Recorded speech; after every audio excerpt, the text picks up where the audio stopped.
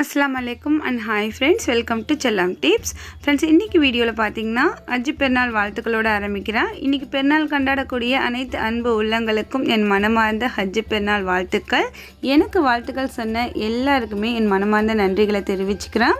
இன்னைக்கு நம்ம கிராஃப்ட் டியாவை எதுவுமே பார்க்க போறது இல்ல. இன்னைக்கு எல்லார் வீட்லயுமே பெருநாள் அப்படினாக்கா இருக்கக்கூடிய ஒரு ரெசிபி பாத்தீங்கன்னா வட்டலப்பம் ரெசிபி. அந்த வட்டலப்பம் ரெசிபியை எவ்வளவு டேஸ்டியா ரொம்ப ஈஸியா எப்படி பண்ணலாம் அப்படிங்கற வீடியோ தான் இன்னைக்கு நான் உங்களோட ஷேர் பண்ண போறேன். ரொம்பவே ஈஸியா டக்குன்னு பண்ணிடலாம். ஸோ வாங்க என்னென்ன பொருட்கள் தேவை அப்படின்ட்டு பார்க்கலாம். இங்கே பார்த்தீங்கன்னா ஒரு ஃபுல் தேங்காய் வந்துட்டு நான் வந்து பத்தலாக போட்டு இந்த மாதிரி எடுத்து வச்சுருக்கேன். இது கூட 3 ஏலக்காய் சேர்த்துருக்கேன்.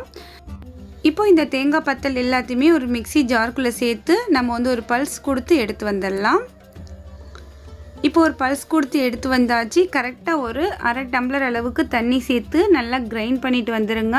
இப்போது இதிலிருந்து கிடைக்கக்கூடிய பால் மட்டும்தான் நமக்கு தேவை.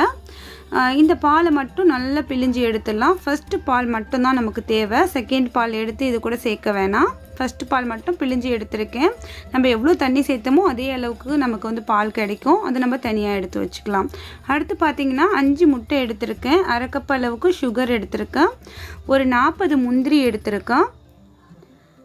அடுத்து பார்த்திங்கன்னா பெருஞ்சீரகத்தூள் இருக்கு இல்லையா, அது வந்து ஒரு பீஞ்ச் எடுத்திருக்கேன். சால்ட் வந்து ஒரு பீஞ்ச் எடுத்திருக்கேன். அவ்வளோதான் இதுக்கு தேவையான இன்க்ரீடியண்ட். திரும்பவும் சொல்லிக்கிறேன், இது வந்து பெருஞ்சீரகத்தூள், சின்ன ஜீரகத்தூள் இல்லை. அதுபோல் பார்த்திங்கன்னா பெருஞ்சீரகத்தூள் சேர்க்கும் போது அந்த முட்டையோட கவுச்சி சுமல் இல்லாமல் இருக்கும். ஸோ அதுக்காக சேர்த்துக்கலாம். இப்போ இது எல்லாமே ஒரு சைடில் இருக்கட்டும். அடுத்து நம்ம என்ன பண்ண போகிறோம் அப்படின்னாக்கா தேங்காய் அரைச்சிட்டு வந்து அதே மிக்ஸி ஜார் எடுத்துக்கலாம். அதில் வந்து 5 முட்டையும் உடைச்சி சேர்த்துக்கலாம். நம்ம 5 முட்டையுமே இந்த மிக்ஸி ஜாருக்குள்ளே உடைச்சி சேர்த்ததுக்கப்புறம் பார்த்திங்கன்னா சுகர் வந்து அரை கப் அளவுக்கு எடுத்து வச்சுருந்தோம் இல்லையா, அதை அப்படியே ஆட் பண்ணிக்கலாம். சுகர் வந்து உங்களுக்கு இன்னும் கம்மியாக வேணும்னா நீங்கள் குறைச்சிக்கலாம். இன்னும் அதிகமாக வேணும்னா கூட நீங்கள் கூட்டிக்கலாம். அது உங்களோட விருப்பம்தான். இப்போ நம்ம எடுத்து வச்சுருந்த ஒரு பிஞ்ச் பெருஞ்சீரகத்தூள், ஒரு பிஞ்ச் சால்ட், அடுத்து பார்த்திங்கன்னா இந்த முந்திரி எல்லாத்தையுமே இதில் சேர்த்துட்டு நல்லா கிரைண்ட் பண்ணிட்டு வந்துடலாம். நல்லா ஃபைன் பேஸ்ட்டாக அரைச்சிக்கோங்க. மில்க் மேட் வந்து ஆப்ஷன் தான், வேணும்னா ஒரு 2 ஸ்பூன் அளவுக்கு சேர்த்துக்கோங்க. இப்போ எல்லாத்தையுமே நல்லா அரைச்சிட்டு வந்தாச்சு. இந்த அளவுக்கு நமக்கு லிக்யூடான கன்சிஸ்டன்சியில் இருக்கும். இது கூட நம்ம எடுத்து வச்சுருந்த அந்த தேங்காய் பால் ஒரு அரை டம்ளர் இருக்கும் இல்லையா, அதையுமே இது கூட சேர்த்துட்டு அகெயின் ஒரு முறை கிரைண்ட் பண்ணிக்கலாம்.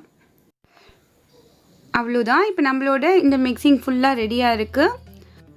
அடுத்து பார்த்திங்கன்னா இதை வந்து நம்ம ஏதாவது ஒரு சில்வர் பாத்திரத்தில் ஊற்றி நம்ம வந்து குக்கருக்குள்ளே வச்சு எடுக்கலாம். ஏதாவது உங்கள்கிட்ட பாக்ஸ் இருந்துச்சுன்னா கூட, சில்வர் பாக்ஸ் இருந்துச்சுன்னா கூட எடுத்துக்கோங்க. அதில் கொஞ்சமாக இந்த மாதிரி கீ விட்டு ஃபுல்லாக வந்து க்ரீஸ் பண்ணிவிட்டு நம்ம அரைச்சி வச்சுருந்த அந்த லிக்யூட் அதுக்குள்ளே அப்படியே சேர்த்துடலாம்.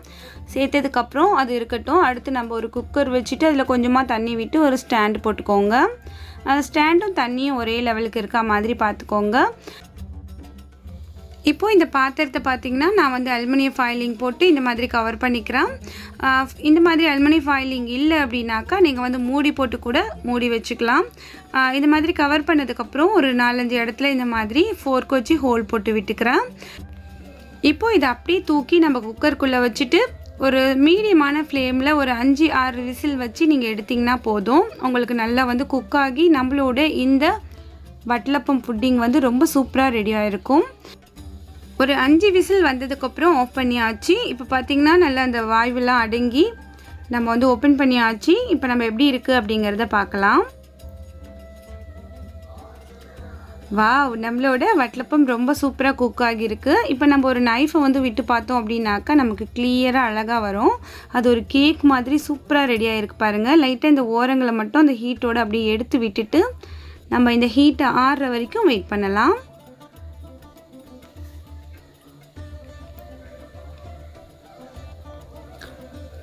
இப்போ நல்லா ஆறிடுச்சு. ஓரெல்லாம் நல்லா எடுத்து விட்டுருக்கேன். இப்போ நம்ம ஒரு பிளேட்டுக்கு மாற்றி பார்க்கலாம். வாவ், ரொம்ப சூப்பராக நம்மளோட வட்டலப்பம் ரெடி ஆகிடுச்சு.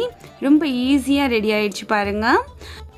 இப்போ நம்மளோட டேஸ்டியான இந்த வட்டலப்பத்தை முந்திரி வச்சு லைட்டாக டெக்கோர் பண்ணிவிட்டு ஸோ அப்படியே கட் பண்ணலாம் வாங்க.